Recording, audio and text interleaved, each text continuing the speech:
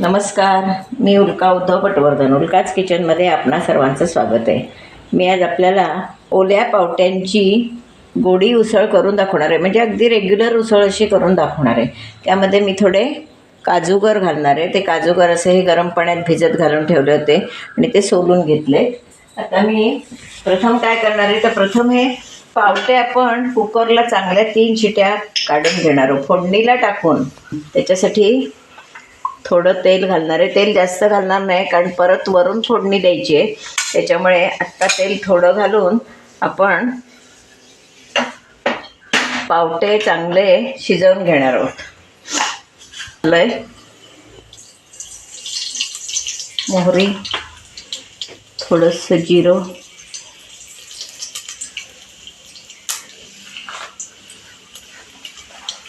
हिंग, वरून हिंगाची फोडणी परत घालायची आहे. हिंग ओवा अशी, पण आत्ता फोडणीत थोडा हिंग हवा. हळद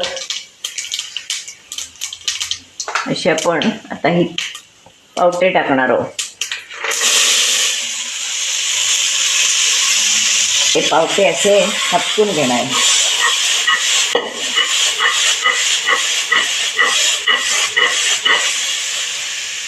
त्याला झाकून ठेवते, एक वाफ काढते आणि पाणी घालून आपण चांगल्या शिट्या काढून घेऊया.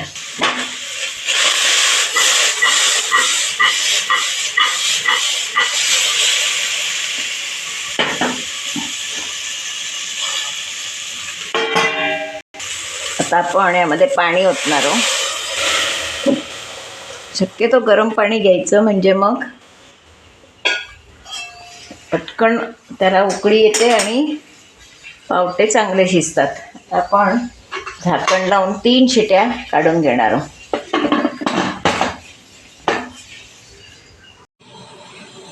आपले पावटे शिजलेले आहेत, त्याच्यातच मी काजूगर टाकून देते, कारण काजूगर अगोदर घातले नव्हते जास्त शिजतील म्हणून.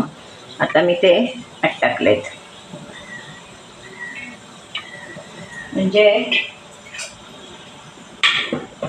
आता उकळेपर्यंत ते बरोबर शिजतील आणि 2 मिनिटांनी आपण मग तिखट मीठ घालूया त्याच्यात.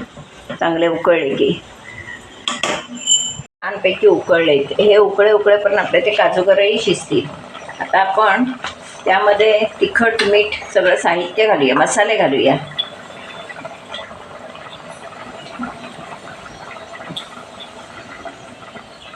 हातानं घातलं की व्यवस्थित समजतं.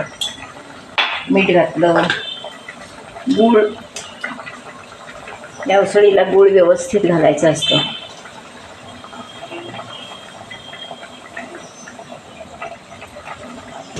त्यानंतर लाल तिखट,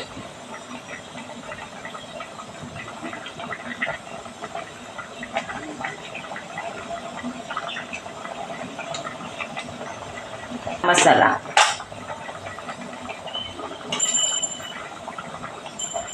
हा गोडा मसाला आम्ही घरी केलेला आहे. तुम्हाला लिंक मिळू शकेल.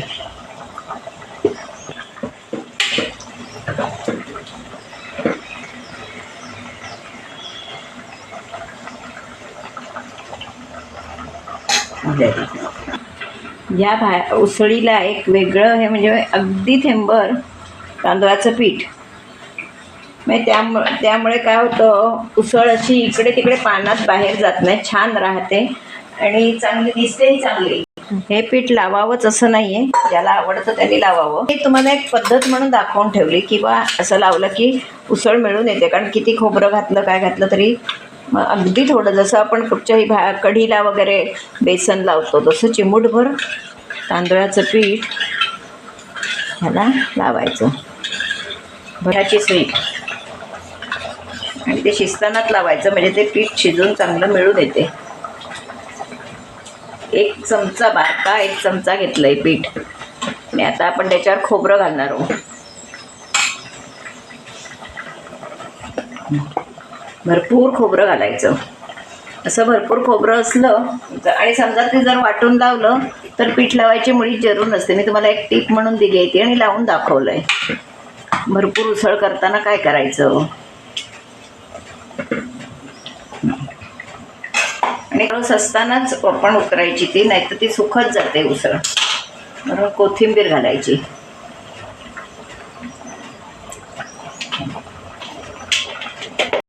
ही आपली थोडा वेळ शिजली की उसळ तयार. शिजली म्हणजे शिजलेलीच आहे.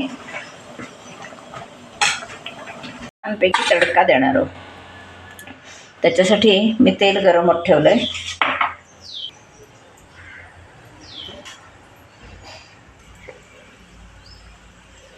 जिरं मोहरी घातली आहे आणि याच्यात महत्त्वाचं म्हणजे आपण ओवा घालणार आहोत.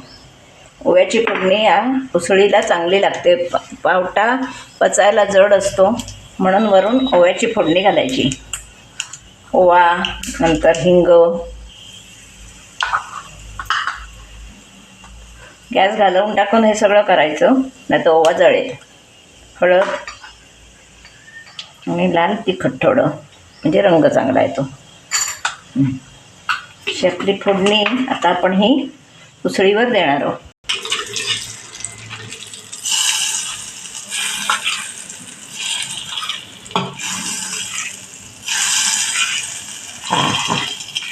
सुंदर अशी आपण फोडणीवर दिली आहे.